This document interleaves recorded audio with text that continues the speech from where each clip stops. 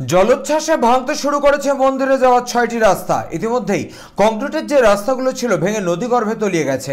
নদীর পাড়ে থাকা গঙ্গাসাগরের পুণ্যার্থীদের জন্য দোকান ঘরগুলো ভেঙে পড়ছে নদীগর্ভে। ইতিমধ্যে স্থানীয় মানুষ এসে সরানো শুরু করেছেন। প্রশাসনের তরফ থেকে ডিজাস্টার ম্যানেজমেন্টের পক্ষ থেকে নদীর কাছাকাছি মানুষদের সরে যাওয়ার জন্য নির্দেশ দেওয়া হচ্ছে। যে সমস্ত পুণ্যার্থীরা এসেছেন তারা যেন কেউ এই মুহূর্তে জলে না নামেন। নদীর পাড় ধরে যারা চলছেন মাইকিং করে তাদের চলাচল করতে মানা করছেন ডিজাস্টার ম্যানেজমেন্টের কর্মীরা।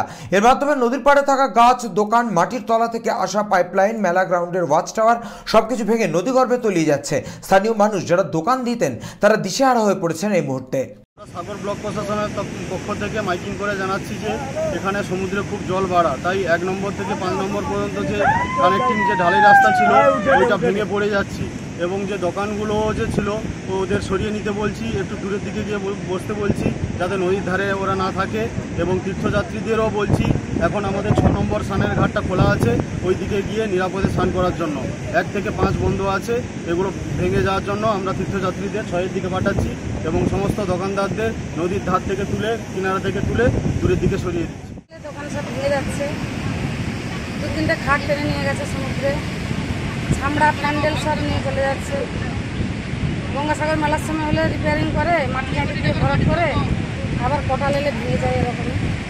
আমাদের তো মেন যে 2 নম্বর ঘাট ওটা তো ভেঙে গেছে, এখন আমরা অস্থায়ীভাবে এরকম করে খাই। সমুদ্রের এখন কি পরিস্থিতি? সমুদ্রের পরিস্থিতি বড় ভয়ঙ্কর।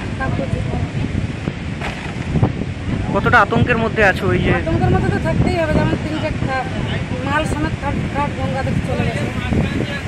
আস্তে আস্তে আমরা বাড়ি থেকে আসার আগেই চলে গেছে।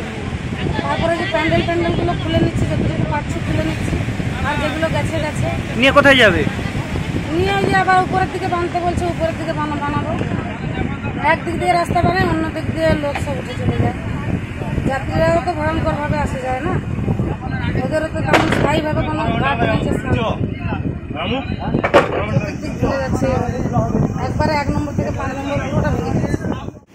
পুরো সমুদ্রে একেবারে উঠায়, আমাদের দোকানপাট এখানে সেখানে নিয়ে পুকুরের মতো লাগতে হচ্ছে। আমাদের সেরকম দোকানের জায়গা খুলেছিল, তখন সাগর মাঠে এদিকে নিয়ে যেতে হচ্ছে, সেদিকে নিয়ে যেতে হচ্ছে, প্রচুর উঠাল এখানটায়। কি হচ্ছে সমুদ্র? কি এখন সমুদ্র পরপর ভেঙে ভেঙে চলে যাচ্ছে, এখন কিছু অবস্থা নেই। আপনাদের দোকানদানি কি সরিয়ে নিতে হয়েছে? হ্যাঁ, সেটা প্রতি সময় সরিয়ে নিতে হচ্ছে, মিনিটে সরিয়ে নিতে হচ্ছে। পুলিশ কি বলছে? পুলিশ কি বলবে, আর ভাঙাচুরায় যেতে দিচ্ছে না, মাইকিং করছে। দক্ষিণ চব্বিশ পরগনা থেকে বাবলু প্রামাণিকের রিপোর্ট, চ্যানেল 24/7।